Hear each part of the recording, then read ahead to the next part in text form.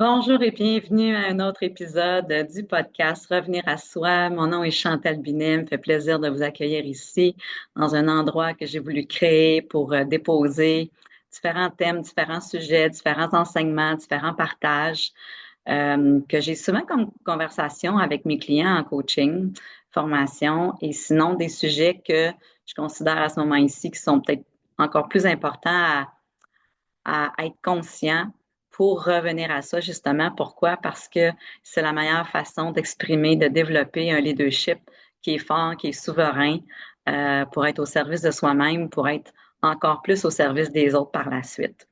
Donc, je m'excuse d'emblée pour mes abonnés qui attendaient l'épisode de la semaine dernière.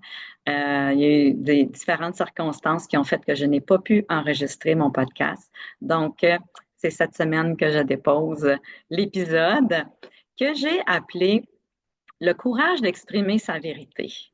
Pourquoi? Parce que c'est pas facile. C'est un sujet, même si on ne nomme pas toujours comme ça, qui revient en coaching, euh, que ce soit à travers notre rôle de gestionnaire, de dirigeant, de professionnel, mais d'humain à la base. C'est souvent pas quelque chose qui est nécessairement facile. Pour certaines personnes, c'est plus facile, tant mieux pour eux. Personnellement, ça a été quand même un bon défi, moi, dans ma vie, d'apprendre à exprimer ma vérité. Il y a des situations dans lesquelles c'est plus facile, puis il y a des situations qui sont moins faciles et ça coûte très cher de ne pas exprimer sa vérité. Donc, c'est pour ça que j'avais le goût de déposer ce sujet-là aujourd'hui. Donc, aujourd'hui, on va regarder justement ce que ça coûte. C'est quoi les impacts sur nous, les impacts dans notre vie relationnelle. On va regarder aussi qu'est-ce que ça prend pour exprimer sa vérité, comment on fait ça. Et comme toujours, ben, je termine avec un segment que j'appelle Place à la coach avec quelques questions de coaching pour vous faire réfléchir, vous amener à votre hélicoptère, avoir plus de clarté et peut-être aussi développer le courage de passer à l'action. Alors, le courage d'exprimer sa vérité, habituellement, c'est quelque chose qu'on apprend dans l'enfance à si c'est sécuritaire ou pas sécuritaire d'exprimer sa vérité. Parce que quand on est enfant, on est moins dans la conscience, on a moins de filtres aussi. Et dépendamment comment on a été reçu par la famille, par les amis, ça va faire en sorte que ça va développer chez nous, chez soi, la volonté, la sécurité, la confiance d'exprimer sa vérité ou non. Et comme, puis aussi, il y a des façons de le faire, bien sûr, mais comme je tantôt, ça coûte cher de la réprimer, ça coûte cher de la cacher, autant à soi qu'aux autres. Ça coûte cher de la nier aussi, parce que si on a pris l'habitude pour se sentir plus en sécurité de ne pas exprimer sa vérité, il y a beaucoup de choses qu'on a enfouies à l'intérieur de nous. Donc, ce que ça coûte, c'est vraiment une grande déconnexion avec soi. Donc, peut-être avant de continuer d'aller dans ce que ça, tous les impacts que ça a sur nous, euh, exprimer sa vérité, ça veut dire quoi? Mais ça veut dire de se sentir euh, assez courageux pour exprimer ses émotions, ses ressentis, ses sentiments, ses pensées, ses perceptions, ses croyances, ses idées, exprimer nos limites, exprimer un oui, exprimer un non, exprimer nos valeurs aussi. Et habituellement, on a appris à pas le faire parce que on a peur de l'opinion des autres. C'est comme un grand filtre qui vient s'installer, qui nous empêche, qui réprime justement notre vérité, notre authenticité, parce que on a développé l'habitude euh, par survie peut-être ou juste des fois par inconscience de se priver de le dire de peur de l'opinion de l'autre, du regard de l'autre, de la réaction de l'autre. Alors, on a peur d'être jeté, on a peur de ne pas être accepté, de ne pas être inclus. On a peur ben, d'être jugé. Hein, il n'y a personne qui aime ça être jugé. On a peur d'être inadéquat. On a peur de ne pas être assez. Alors, il y a plein de raisons très humaines qui font en sorte que on va se priver d'exprimer sa vérité. Comme je disais tantôt, il y a des endroits où il y a des gens avec qui on va se sentir plus en sécurité de le faire. Une chance, tant mieux, parce que on est fait on est bâti pour exprimer qui on est. On est des êtres d'expression. Et le contraire de l'expression, c'est la dépression. Donc, quand je réprime, quand c'est de la répression qui m'a été imposée, parce que je dérangeais quand je parlais, quand je créais de l'inconfort chez l'autre, quand l'autre n'était pas assez solide, assez équipé, euh, et que ma vérité lui faisait peur, ben si la personne est moindrement dominante, autoritaire ou qui avait des conséquences physiques, émotionnelles, bien on met comme un barrage, puis on met le couvercle là-dessus, puis par habitude, on, c'est comme si à un moment donné, on ne le sait même plus, qu'on ne dit pas notre vérité, qu'on ne l'exprime pas. Et ça peut créer, bien sûr, différents problèmes, même physiques, pas juste relationnels, mais physiques. Mais surtout, ce que ça coûte cher à l'estime de soi. Ça coûte cher à la valeur que l'on s'accorde. Parce que si je ne me permets pas d'exprimer ma vérité, bien, ça fait en sorte que j'accorde pas moi-même de l'importance, de la validité à comment je me sens, à mes idées, à mes sentiments, à mes limites aussi. Donc, comme je disais tantôt, personnellement, moi, ça a été quand même un apprentissage. C'est vraiment quand j'ai commencé mes cours en coaching que c'est venu beaucoup m'aider à voir l'importance d'être authentique. Parce que sans s'en rendre compte, on peut se croire authentique, puis on peut l'être à certains moments, mais que quand j'ose pas exprimer mon authenticité, ce que ça coûte, c'est ma vérité, c'est que ça me coûte mon authenticité. Donc, automatiquement, ça va venir me dévaloriser. Je me dévalorise moi-même euh, et je m'accorde de moins en moins de valeur. Donc, ça fait de nous des gens qui ont toujours besoin d'aller valider vers l'extérieur si on est OK. Donc, l'autre impact, l'autre coût, c'est que je m'enlève du pouvoir personnel. Je ne crois pas que j'ai suffisamment de pouvoir personnel. Je ne crois pas que j'ai assez de solidité intérieure, assez de validité de moi-même et je dois constamment aller vérifier de l'extérieur. Donc, c'est beaucoup de pouvoir que je m'enlève quand j'attends le regard de l'autre. Puis, comme enfant, on était très habitué à développer comme un système un peu d'alerte au regard, à la tonalité de la voix, à la posture du corps, au body language de l'autre, donc la réaction de l'autre. C'est comme si on valide régulièrement si c'est sécuritaire d'être soi-même, de s'exprimer, dépendamment de comment l'autre va réagir. Donc, on est tous pas mal pris avec ça. Et c'est juste qu'avec le temps, puis même à l'adolescence, c'est un autre espace où est-ce qu'on a tellement besoin d'être inclus, d'être dans la gang, d'être accepté, d'être aimé. Émotionnellement, à la puberté, il se passe plein de choses biochimiquement dans notre corps. C'est tellement important de se sentir inclus. Donc, c'est facile de s'effacer. Fait que moindrement qu'on a moins de personnalité forte, puis on a moins de leadership, puis qu'on a été moins éduqué à ce que ma parole valait quelque chose. Si j'ai été vue puis j'ai été reconnue par ma famille, par mes parents rapidement, j'ai été encouragée à m'exprimer, ça va vraiment être un cadeau pour le reste de notre vie. Bien sûr, ça ne veut pas dire d'exprimer notre vérité, nos opinions, tout ça, nos sentiments de n'importe quelle façon. On veut le faire de façon digne, on veut le faire de façon honorable, on veut le faire de façon respectable pour ne pas abîmer l'autre, pour ne pas endommager nos relations. Pardon. Mais c'est que on ne se rend pas compte à quel point que ça nous coûte cher de ne pas oser exprimer cette vérité-là. Donc, sans qu'on s'en rende compte, c'est qu'on devient plus malhonnête envers les autres. Ça diminue notre niveau d'honnêteté envers nous-mêmes aussi, comme je le disais tantôt. Ça nous enlève notre clarté puis notre sagesse intérieure. Ça nous enlève notre capacité à écouter notre intuition. Parce qu'on a tellement développé le réflexe, l'automatisme, par habitude, par survie, comme je le disais, bien, ça fait en sorte que sans m'en rendre compte, je suis en train de me couper de plus en plus de mon intuition, de ma sagesse, de ma clarté intérieure, qui va justement me permettre de reconnaître quand est-ce que c'est le temps d'exprimer ma vérité. Puis, ça fait en sorte que aussi, ça va me déconnecter de mon corps. Parce que mon corps, c'est un grand outil qui va m'informer, qui va me donner beaucoup d'informations. De par nos sentiments, comment on se sent dans le corps. Alors, ça aussi, c'est quand même un piège dans lequel on peut tomber. C'est un des coûts assez élevés.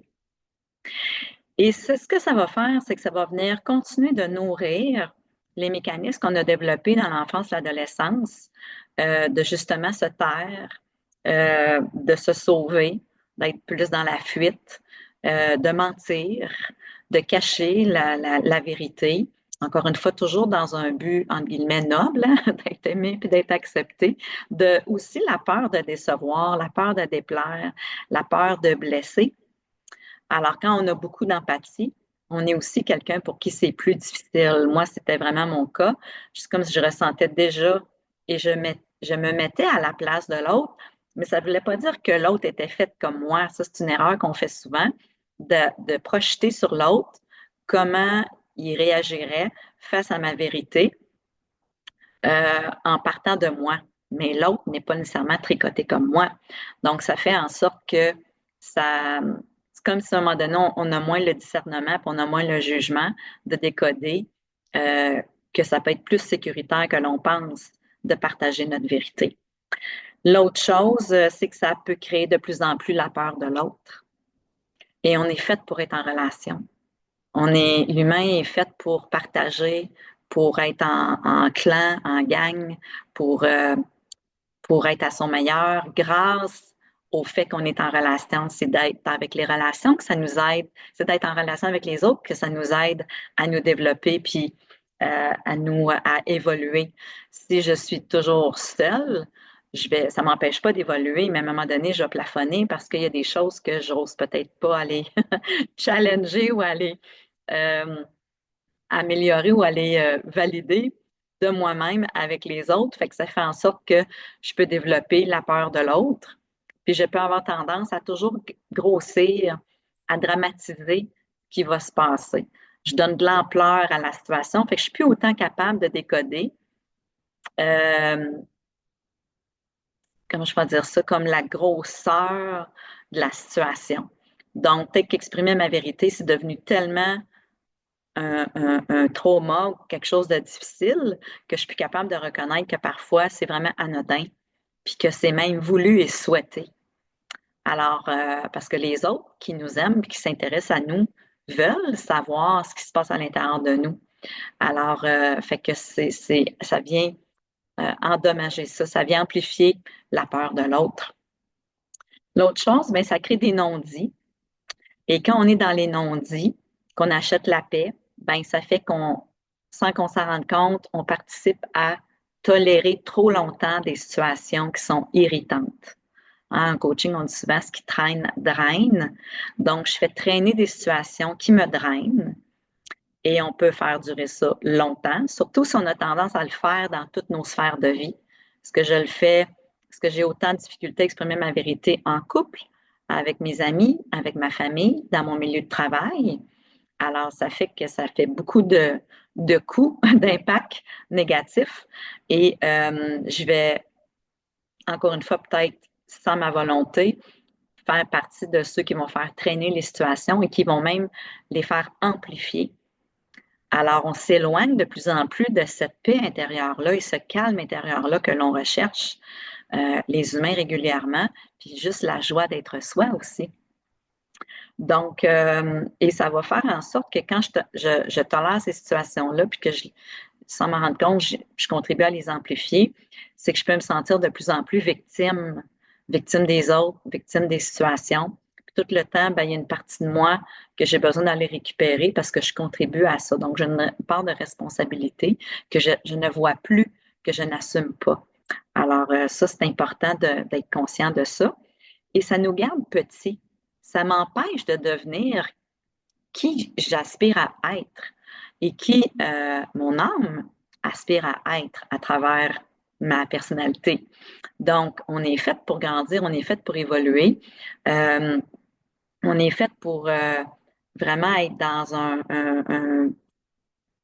une poussée continuelle de qui on est, de développer de plus en plus de qui on est et de revenir de plus en plus à soi pour accéder à être plus de soi. Donc, ça, quand ça nous garde petits, on passe un petit peu à côté du chemin de vie qu'on est venu vivre ici. Puis il faut pas se mettre de la pression là, avec le chemin de vie, là, puis la mission de vie. Premièrement, la mission de vie, puis le chemin de vie, c'est juste d'être vivant là, dans un premier temps, puis d'assumer qui on est, puis d'accepter qui on est. Donc, on s'empêche d'accéder à cette partie-là de nous, d'accéder à nous, puis de nous aimer. Hein, je reviens à l'estime, mais quand j'ose pas exprimer ma vérité, mon authenticité, ça fait en sorte que je m'envoie moi-même le message que je ne vaux pas la peine. Et comme je disais tantôt, je réprime ma vraie nature, puis à un moment donné, ben, je m'éteins. Et on n'est pas venu ici pour ça, là. Donc, si en plus on est dans un rôle de leadership, dans un rôle de responsabilité, où est-ce que j'ai la capacité d'influencer positivement les gens, ben ça fait en sorte que je vais je vais pas être à mon meilleur dans ces rôles-là. Et ce que ça fait aussi, c'est si j'ose pas le faire au fur et à mesure, puis régulièrement, puis de la bonne façon, c'est que parfois, il va y avoir des situations qui vont venir me déclencher, qui vont me forcer à exprimer ma vérité parce que là, en guillemets, je taboute. J'ai atteint mon seuil de tolérance et là, ça va sortir tout croche. Alors, fait que ça, c'est comme vraiment un cercle vicieux là, dans lequel on va tomber qui n'est pas le fun.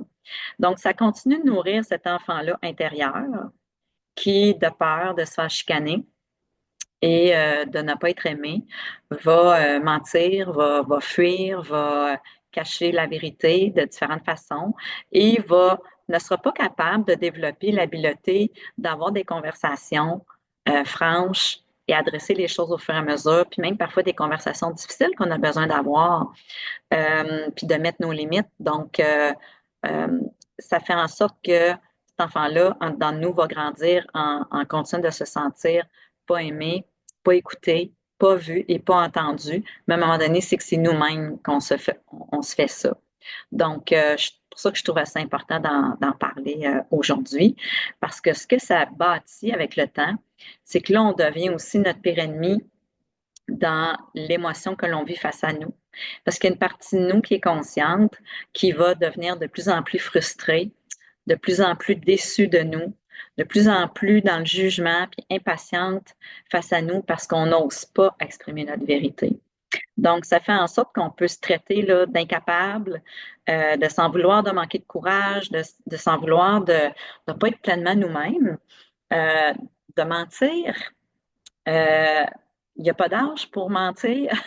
Donc, sachez que c'est cette peur-là à l'intérieur, c'est ces peurs-là à l'intérieur de nous qui viennent nous gérer. Donc, notre petit enfant intérieur, il faut qu'il sache qu'on est là, qu'on est rendu un adulte, puis qu'on est assez solide pour exprimer notre vérité, donc de venir le sécuriser. Mais si on n'est pas conscient de ça, on récupérera jamais cet orphelin-là à l'intérieur de nous qui est resté enfant, adolescent, puis qu'il n'y a pas un parent intérieur, un adulte aimant, responsable sur qui il peut s'appuyer pour venir exprimer comment il se sent. Donc, fait que tout ça fait en sorte que ça devient qu'on a une perception qu'on se sent faible. Donc, en bref, ça endommage, encore une fois, beaucoup l'estime de soi, sa valeur de soi. Puis, on bâtit une fausse perception de qui l'on est. Donc, ce que ça fait, les impacts au niveau relationnel, c'est qu'à un moment donné, on accorde trop d'importance à l'autre. Une importance démesurée qui fait que je suis plus capable de savoir dans mon discernement c'est quoi ma vérité, puis c'est quoi qui m'appartient, puis comment moi je me sens. De toujours, au lieu de toujours demander à l'autre, mais toi, comment tu le vois, toi, qu'est-ce que tu ferais avec ça? C'est correct d'aller valider, mais on est fait différemment. On a un chemin de vie différemment. On a un plan de vie qui nous amène à développer différentes choses. Donc, on ne peut pas déposer ça, cette responsabilité-là chez l'autre, parce que ça n'appartient pas à l'autre. C'est beaucoup de déposer ça à l'autre de, de lui donner, de lui demander comme la permission ou son jugement à lui sur qui je suis. Parce que, dépendamment comment que la personne pense, a évolué, sa conscience d'elle-même puis sa propre authenticité, ça se peut que ça soit plus à son avantage que je ne sois pas tellement moi, que je ne sois pas complètement moi. Alors, il y a un danger de laisser l'autre nous manipuler et de nous influencer à rester dans l'ombre de nous, dans cette noirceur-là, dans cet angle mort-là, parce que ça fait son affaire. Donc, ça, c'est aussi important à garder à la conscience de soi. Et c'est qu'à un moment donné, on ne sent pas qu'on est assez solide, qu'on est équipé et outillé, et pourtant on l'est tous. On porte quand même tout ça à l'intérieur de nous, cette solidité-là, cette souveraineté-là, ce pouvoir personnel-là, d'être authentique, d'être vrai, d'exprimer sa vérité. Et plus je recommunique avec moi, plus je suis à l'écoute de tout ça, plus je reconnecte avec moi dans tout qui je suis, dans toutes mes vérités, ça fait en sorte que c'est ça qui va faire que je vais avoir de plus en plus d'estime de soi, puis je vais être de plus en plus solide, genre de moins en moins peur de l'extérieur, et je vais être capable d'accepter que l'autre a un malaise avec ma vérité, que l'autre ne soit pas d'accord, que ça lui fasse vivre différentes choses. Donc, ce que ça fait, c'est que ça vient changer le discours intérieur de l'enfant intérieur parce que là, il sait qu'il y a une partie sur laquelle il peut s'appuyer et que il, il se sent comme dégagé de cette peur-là et de cette méfiance-là. Et ça aide à défaire les patterns, justement, qu'on a, qui sont devenus des mécanismes, des ancrages faciles, par dépit, par défaut, comme un logiciel par défaut. Ça défait ça pour réapprendre, pour à reconnaître et à revalider qui nous sommes. Donc, c'est vraiment important. C'est une importance capitale de se réapproprier le pouvoir, le courage d'exprimer sa vérité. Puis parfois, ça ne demande pas de courage, ça demande de la joie, ça demande de l'amour de soi-même, ça demande de vouloir être mieux, ça demande de vouloir être plus en paix, de se sentir plus aligné avec nous-mêmes. Donc, c'est vraiment un retour à la source de qui nous sommes. Donc, encore une fois, de revenir à soi. Parce qu'on ne veut pas continuer de tuer cet amour-propre-là que l'on fait quand on n'exprime pas sa vérité. Donc, les impacts en relation. C'est sûr que ça coûte cher en relation parce que dès que je n'ai pas appris à exprimer ma vérité, encore une fois, ça peut être dans mes différentes sphères de vie, c'est que je me montre pas, j'arrive pas en relation en étant vrai, en étant authentique, en étant clair auprès de l'autre. Je ne suis pas en train d'être claire face à l'autre par rapport à qui je suis pleinement. Puis, on fait beaucoup ça en début de relation, hein? On va montrer toujours nos beaux côtés, on ne dit pas toutes nos vérités, puis c'est bien normal parce que là, on veut bâtir la relation, on veut créer une fondation solide, on veut créer un lien, on veut créer un attachement, on veut créer une connexion émotionnelle forte parce que, encore une fois, cette partie-là de nous qui a peur de revenir seule, de ne pas être aimée, de ne pas être acceptée, ben elle veut s'assurer que l'autre ne parte pas. Alors, on est plein de stratégies pour s'assurer que la nouvelle personne avec qui on vient de tomber en amour ne s'en aille pas. Mais quand, au bout de 3 mois, 4 mois, 5 mois, parce qu'on ne peut pas jouer la comédie très, très longtemps. À un moment donné, ben, il y a peut-être des vérités qui vont sortir parce que là, on sent que c'est peut-être plus sécuritaire de le dire parce qu'on a l'impression que la fondation est plus solide, que l'attachement est plus présent. Ça ne veut pas moins dire que la personne va réagir. Alors, voyez-vous que peu importe quand est-ce qu'on va la dire, c'est que si mon but de ne pas la dire tout de suite, c'était de m'assurer que la personne réagisse le moins possible, mais que je la dise dans 6 mois ou dans un an, ça va peut-être être encore pire parce que c'est quelque chose qu'on a comme caché à l'autre. Puis on va vouloir essayer de justifier et d'expliquer. Mais là, la personne, pour elle, c'est comme elle va se sentir trahie. Elle va sentir que elle va vivre les mêmes peurs que nous autres, on avait peur de vivre. Donc, c'est pour ça que ça revient à l'amour-propre.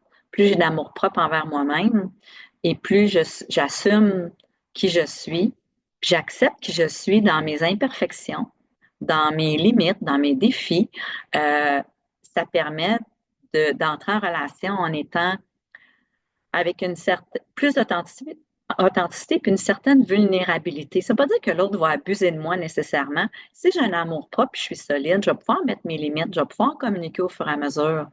Mais si je laisse la porte ouverte à la déception et à la trahison parce que du fait que j'ai pas su exprimer ma vérité, ben ça fait en sorte que dans le fond ma relation elle n'est pas vraie depuis le début. Je ne suis pas dans une vraie relation depuis le début.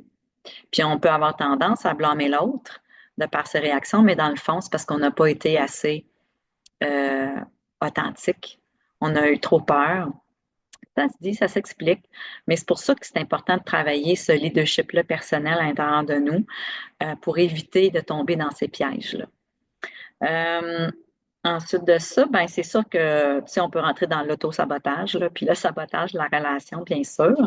Puis parfois, on a développé à cause de cette peur-là d'exprimer sa vérité ou de pas être aimé, puis de peur peut-être d'être abusé par l'autre, c'est que j'ai peut-être développé un masque de fausse solidité. Alors, je suis devenue quelqu'un de plus brusque, de plus de l'extérieur, j'ai l'air solide parce que je suis plus prompt, tu sais, je parle plus fort, je suis plus autoritaire, je suis plus dominant. C'est un mécanisme de protection que j'ai développé pour éloigner les gens qui voudraient peut-être m'abuser ou que si ils réagissent fort à ma vérité, ben d'emblée, ils savent que moi, je suis fort, fait que ils sont mieux de pas venir me confronter. Mais là, ça devient vraiment, c'est pas tant une solidité qu'une rigidité. Donc, je deviens rigide, je deviens avec moins de compromis, je deviens avec quelqu'un qui a plus de jugement parce que par mécanisme de me protéger, si j'ai le cœur ouvert puis je me sens plus vulnérable, ben le cœur fermé, c'est d'être plus dans le jugement. Euh, je vais attaquer. J'ai moins d'ouverture, je suis plus susceptible, je suis plus fermée, j'ai un regard plus fuyant, j'élabore pas tant. Donc, c'est tous d'autres symptômes euh, qui, euh, qui parlent aux autres que finalement, on n'est pas, si- on n'est pas tant dans notre vérité que ça. Ça cache beaucoup de choses, en fait, en arrière. Donc, quelqu'un qui n'est pas capable d'entendre votre vérité, qui est susceptible, qui se ferme et qui vous coupe constamment la parole, c'est là qu'on voit l'insécurité de l'autre. Puis en même temps, on a tous cette insécurité-là. Il ne faut pas se juger. Puis c'est pas de ne pas en avoir jamais à la vie. Je pense pas que c'est possible à titre d'humain. Mais à tout le moins, est-ce qu'on peut euh, revenir à l'amour propre de soi et à l'amour propre de l'autre, d'être, écoute, j'ai une vérité à te dire, puis peut-être que ça va te déranger, peut-être que ça va te déplaire, peut-être que ça va susciter quelque chose chez toi. J'aimerais ça qu'on en parle. Donc, de déposer ça d'une façon plus gracieuse, plus noble, plus humaine, plus authentique, ça va faire en sorte que l'autre est beaucoup plus réceptif. Je ne peux pas contrôler la réaction de l'autre, mais je peux définitivement avoir plus d'impact sur comment je peux partager mon message pour que ça soit mieux reçu, bien reçu. Donc, au lieu de rester dans des relations qui ne nous plaisent pas, euh, qui nous drainent, qui nous éloignent de nous, ben c'est important de revenir à soi. Donc, c'est pour ça que c'est si important d'exprimer sa vérité. Pourquoi? Parce que ça nous ramène à être à l'écoute de soi, de se reconnecter avec soi, de s'observer dans quels endroits que je sens que j'ai plus de difficultés à exprimer ma vérité. Qu'est-ce que ça me fait vivre? Donc, c'est d'observer ça. C'est mon invitation pour vous dans l'épisode d'aujourd'hui, de voir comment vous pouvez reconnecter avec vos besoins, avec peut-être vos passions, avec vos idées, avec vos désirs, avec votre créativité, euh, puis de revenir à l'écoute de soi. c'est ça qui va vous permettre de revenir à votre vérité. Donc, de revenir à votre clarté. C'est pour ça que c'est important de, de reconnecter avec la volonté d'exprimer sa vérité. Parce que plus je suis dans ma vérité, plus je me respecte, plus je m'aime, plus je mets des limites fortes, moins j'ai peur des autres, moins j'ai peur de la réaction de l'autre. Plus aussi je peux comprendre la réaction de l'autre, je peux être en présence de la réaction de quelqu'un qui n'est pas content sans vouloir me sauver. Parce que je comprends sa réaction. Puis je peux l'inviter à ce moment-là d'exprimer sa propre vérité sans que moi-même, encore une fois, j'ai peur de ça, puis que je sois déclenchée par ça, comme dirait ma bonne amie Mylène. Donc, ça exige de revenir à la base, de se connaître, de s'écouter, de se respecter, de s'aimer, d'être à l'écoute du petit enfant intérieur. Qu'est-ce qu'il a le goût de nous dire? C'est quoi les vérités qu'il aurait besoin d'exprimer, qui s'est tant réprimé? De s'honorer. Donc, c'est sûr que ça exige du courage. Puis pour l'avoir mentionné peut-être à maintes reprises, mais j'aime ça le ramener, la racine, l'étymologie du mot courage, c'est le mot cœur. Donc, le mot courage part du mot cœur. Donc, quand j'ai à cœur quelque chose, quand il y a quelque chose qui me tient à cœur, fait que si ma relation me tient à cœur, ça va me donner le courage d'exprimer ma vérité, indépendamment de la réaction de l'autre, et d'ouvrir cette vérité-là, de vouloir avoir une conversation là-dessus, puis d'accepter que l'autre a le droit d'avoir une réaction, puis que peut-être de reconnaître puis d'accepter que nos deux vérités ne concordent pas. C'est ça d'être des humains. Ça ne veut pas dire que d'être en couple ou dans une famille ou en ami qu'on se doit d'être pareil. Au travail non plus. Donc, c'est d'être irréaliste de penser, d'avoir des attentes que les autres soient comme nous. Mais comment est-ce qu'on peut communiquer ça, puis en acceptant que l'autre a une vérité différente de la nôtre, parce qu'on a tous nos vécus, puis que c'est bien correct. Donc, l'important, c'est de se redonner la permission puis le pouvoir d'exprimer sa vérité parce que ça coûte trop cher. Ça peut coûter cher en maladie. J'en ai pas parlé tantôt dans les coûts, mais c'est sûr que des maladies, hein, les mal, c'est en biologie totale, là, le mal a dit.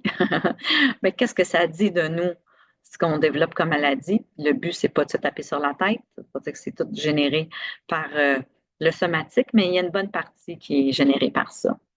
Donc, alors, comment on fait ça? Ben, j'en ai donné un petit exemple tantôt de parler en jeu. J'ai quelque chose à te dire.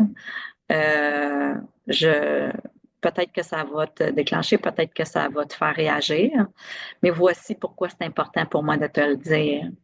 Alors, de parler en jeu, je parle à partir de moi-même et je partage pourquoi c'est important. Donc, mon why, mon pourquoi, peut-être aussi c'est à la base, comment je fais ça, d'exprimer ma vérité, c'est peut-être de revenir à moi-même, de regarder pourquoi moi, à ce moment-ci, je sens le besoin, un besoin urgent, un besoin fort, ou que je le sens là, qui commence à s'en venir, ce besoin-là, puis j'ai besoin de l'adresser avant qu'il devienne trop fort pour pas que ça sorte tout croche.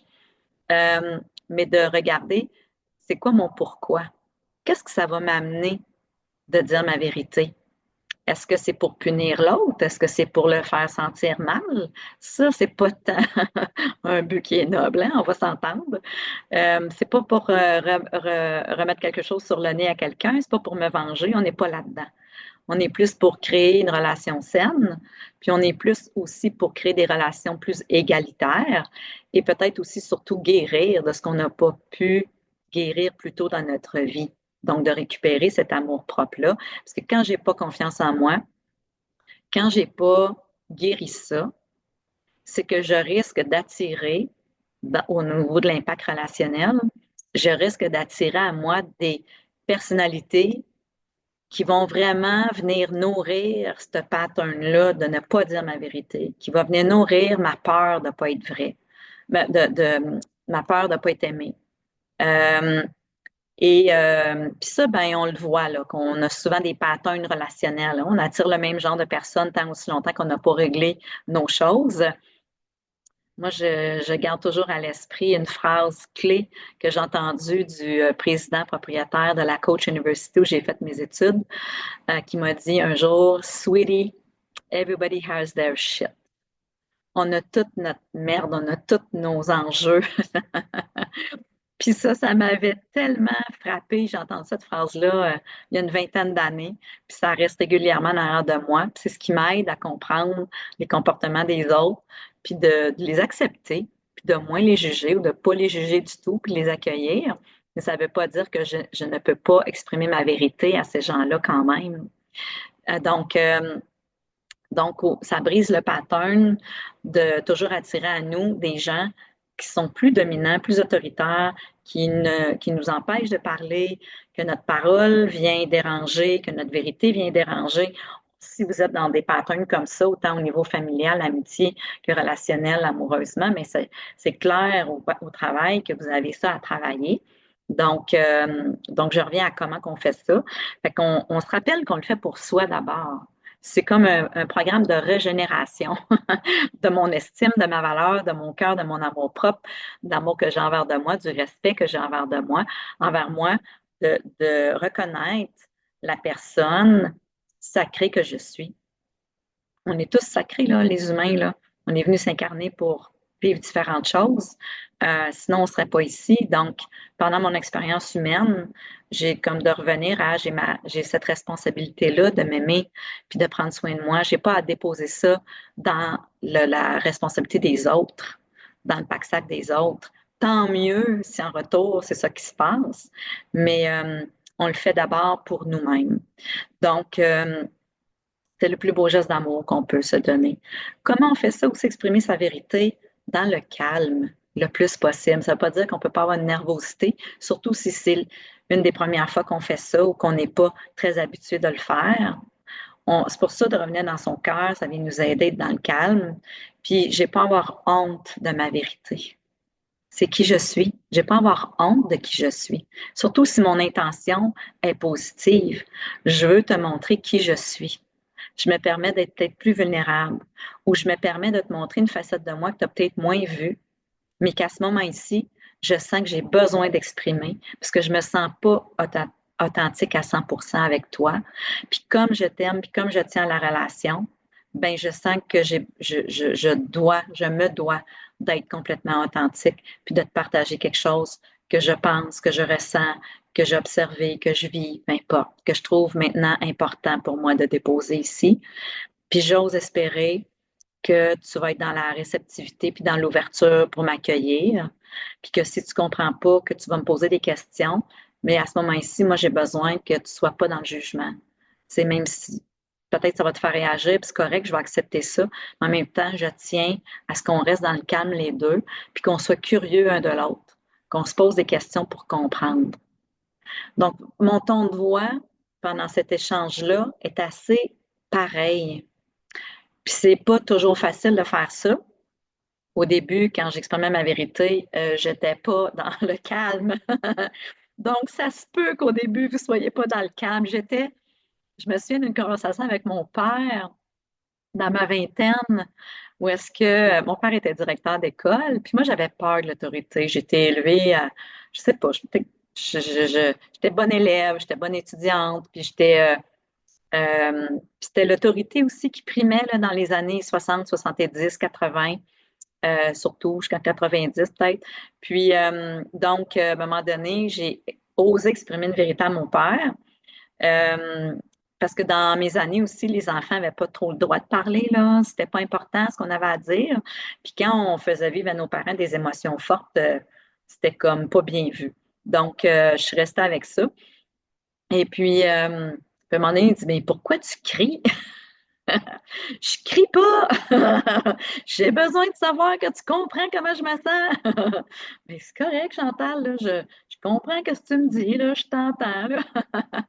Mais lui aussi a évolué au fil des années, bien sûr, mais et ça m'a fait comme m'arrêter dans mon discours et de dire, mon Dieu, je suis tombée intense là, dans cette situation-là, mais là, j'ai réalisé, puis j'avais pas les mots à ce moment-là, puis j'avais pas la conscience à ce moment-là de voir que était vraiment importante pour moi, cette vérité-là, et je l'avais réprimée depuis tellement longtemps que c'est sûr que, c'est pour ça que je le dis, là, comment on fait ça dans le camp, ça se peut que dans un premier temps, vous ne soyez pas très calme, mais ça se dit à l'autre aussi. Écoute, j'ai quelque chose à te dire, je suis nerveux, ça me prend tout pour te le dire.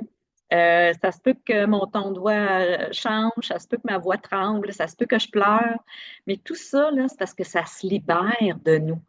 La répression, là, quand on fait sortir ce qui a été réprimé, surtout depuis longtemps, il va y avoir un tremblement avec ça. C'est comme enlever le couvercle de l'eau qui bout.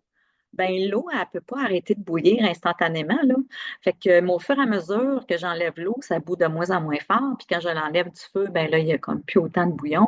Donc, quand on ouvre le barrage, on ouvre les valves, ça se peut que ça sorte tout croche, mais notre responsabilité, c'est d'informer l'autre dans quel espace on est quand on le partage. Euh, Ensuite de ça, on veut le plus possible, si on est moins habitué, de commencer peut-être avec des vérités qui sont face à des situations qui sont peut-être plus petites que grandes. Quand on commence avec quelque chose qui nous touche vraiment, qui est très fort, puis qu'on le sait là, que ça va débouler, mais peut-être qu'on veut se pratiquer avec des plus petites vérités. Ce que je veux dire par là, c'est peut-être des situations qui sont moins dramatiques, qui sont moins grandes, qui prennent moins d'espace, qui sont peut-être moins à risque, entre guillemets. Donc, ça peut être une façon là, de commencer avec des petits pas. Puis aussi de s'asseoir, peut-être de faire un exercice, de s'asseoir avec votre enfant intérieur, puis de dire, OK, ça serait quoi? Puis, un genre de méditation, un peu comme une méditation guidée, d'aller voir cet orphelin-là, là, cette partie-là de nous qui s'est senti abandonnée par nous quand on a grandi, puis d'aller communiquer, puis d'aller peut-être poser des questions. Ça peut autant se faire en méditation guidée, les yeux fermés, de poser à l'intérieur de vous, puis d'imaginer ce discours-là que vous êtes assis sur un banc avec votre enfant intérieur, de vous imaginer vous à 4 ans, 5 ans, ou l'adolescente en vous qui a vécu des choses où est-ce qu'elle a appris que c'était dangereux de s'exprimer. Soit qu'elle se faisait frapper, soit qu'elle se faisait violenter émotionnellement, psychologiquement, ou soit que ça a coûté cher en relation, peu importe, de perte d'amitié ou tout ça, d'aller recommuniquer avec cette partie-là de ce serait quoi une vérité qu'on aurait besoin d'exprimer à ce moment-ci. Toi, qu'est-ce que tu aurais besoin de partager dans tes besoins, dans tes sentiments, puis de faire comprendre à notre enfant intérieur que maintenant, là, tu peux compter sur moi. Je suis prête à le faire pour toi. Je me sens outillée, je me sens capable, je te dois ça aussi. Tu sais. Puis maintenant, je veux juste que tu saches qu'à partir de maintenant, tu peux toujours avoir, comment on dit en anglais, mon bac. Tu sais, je vais toujours être là pour te supporter, puis te soutenir. Puis je veux que tu saches que je vais être là pour être authentique, puis qu'on va partager ensemble ces vérités-là. Donc, ça peut être très puissant de faire ça. C'est un exercice que j'ai appris dans une semaine intensive avec le travail de l'ombre, du shadow, avec Debbie Ford, à l'époque, qui est décédée malheureusement aujourd'hui, mais qui était une des coachs extraordinaires qui a travaillé avec Deepak Chopra. C'était vraiment là, merveilleux comme formation. Moi, ça m'a beaucoup outillé de travailler avec ces parties-là qui sont plus cachées dans l'ombre. Donc, quoi d'autre? C'est sûr qu'on respire. Hein? On s'habite, on reste dans notre corps, on respire. Peut-être que physiquement, on veut s'asseoir droit. On va s'assurer que nos deux pieds sont par terre ou si on est debout quand on parle, on se sent vraiment, on s'enracine, on sent nos deux pieds rentrer dans la terre. On peut s'imaginer une grande bulle de lumière pour ceux qui sont très visuels, que je me sens dans mon authenticité. Puis ma vérité, c'est d'être dans ma lumière. Parce que comme je disais tantôt, c'est d'être dans ma clarté. Donc aussi, c'est peut-être de revenir à, ben moi, là, je suis plus capable de me tenir dans la noirceur. Je veux être dans la lumière. Je ne veux pas dire dans les spots, comme d'être à l'avant-scène, mais de ne plus avoir le réflexe de cacher quelque chose de moi. Euh, Bien sûr, on le fait auprès des personnes auprès de qui ça compte. On n'est pas obligé de dire notre vérité à la caissière là, ou à la jeune fille qui travaille au magasin de vêtements, par exemple. Tu sais. On veut le faire Puis peut-être qu'à un moment donné, on a besoin de dire notre vérité au restaurant, à la serveuse, de dire, mais c'est quoi aujourd'hui, je trouve ça difficile de donner un pourboire parce que je trouve que le service n'était pas adéquat. Puis en plus, mon repas n'était pas super bon. Fait que ça, c'est une petite vérité, hein. C'est une vérité qui n'est pas trop dommageable, dans le sens que pour moi, ça me demande moins de risques. C'est quelqu'un que je ne reverrai peut-être pas. J'ai moins d'attachement. C'est plus facile de dire une vérité à quelqu'un qu'on est moins dans l'attachement. Mais mon but, encore une fois, c'était pas d'être dans l'intimidateur ou dans la victime. C'est vraiment d'être honnête. Mais dans des vérités auprès de quelqu'un, auprès de qui on tient le plus, c'est peut-être là des fois que ça va être plus chambranlant pour nous.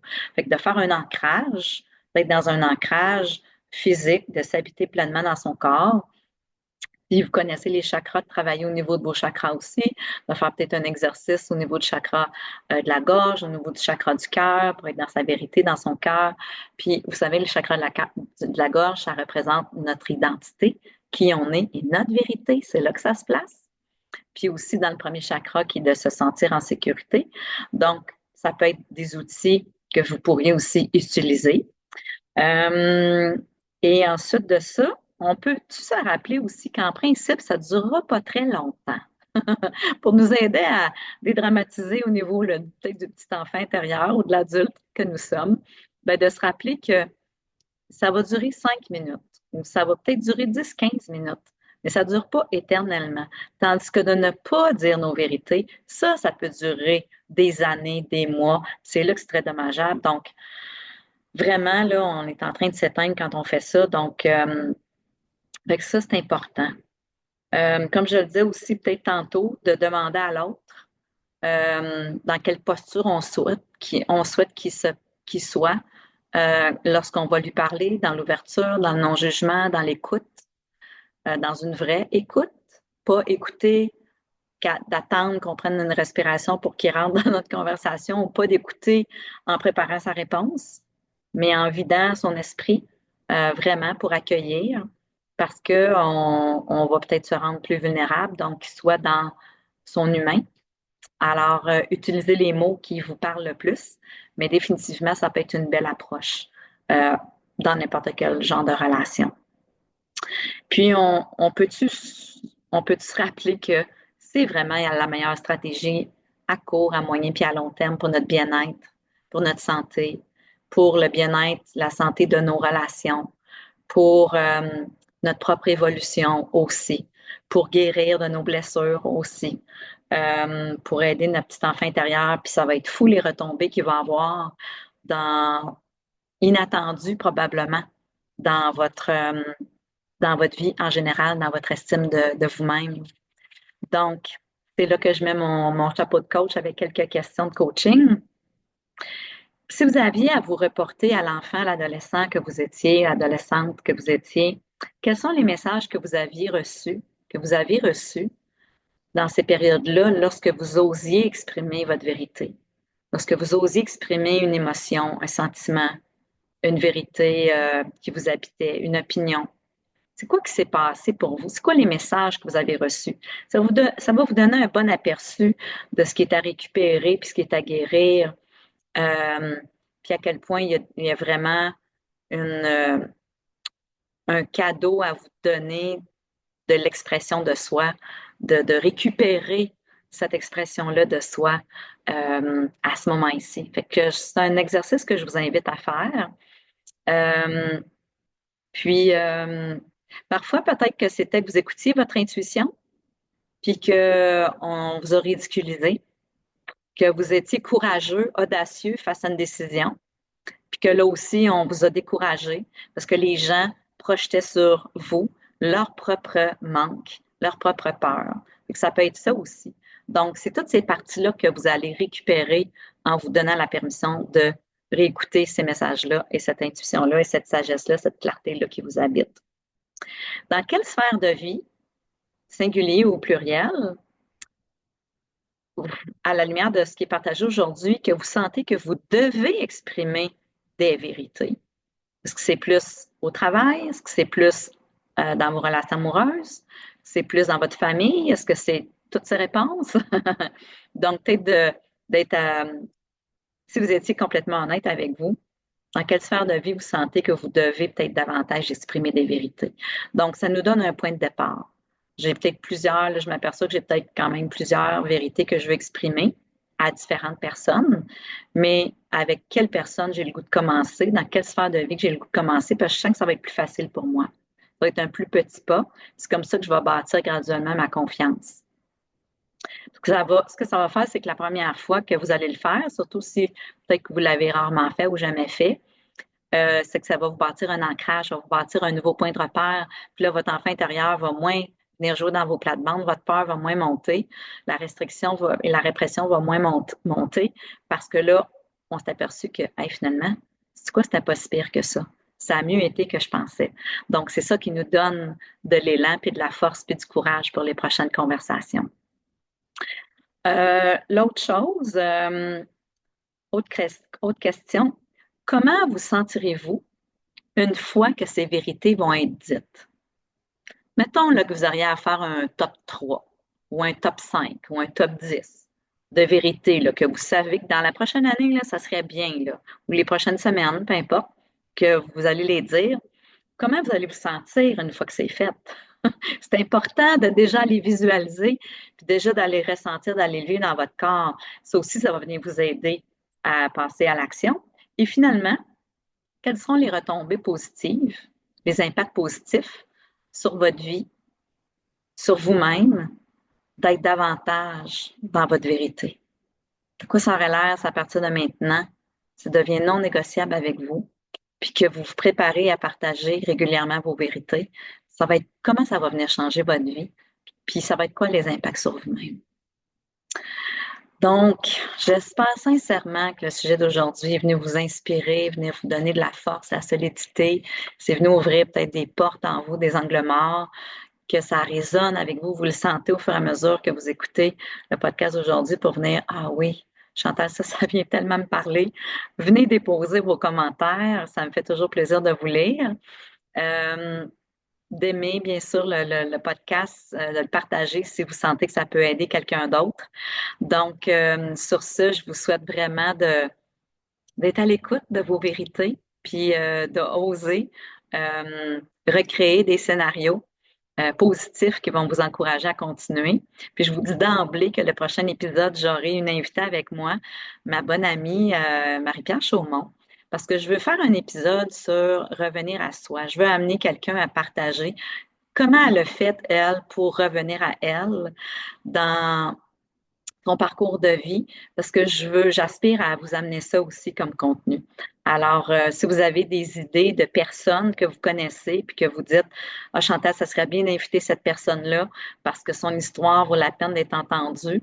Moi, je veux mettre ce podcast-là au service de gens qui vont venir partager comment ils ont vécu ça de revenir à soi. Puis, parce qu'il y a beaucoup d'enrichissement, il y a beaucoup de sagesse, il y a beaucoup de transfert, je trouve, de connaissances, puis de trucs, d'outils, d'inspiration à partager parce qu'on a chacun une histoire de vie qui vaut la peine d'être vue, d'être entendue, d'être racontée. Et puis, on peut être une belle inspiration, puis on peut devenir un beau leader suite à ces partages-là. Donc, au plaisir de vous lire. Merci encore une fois d'être là et à la prochaine fois.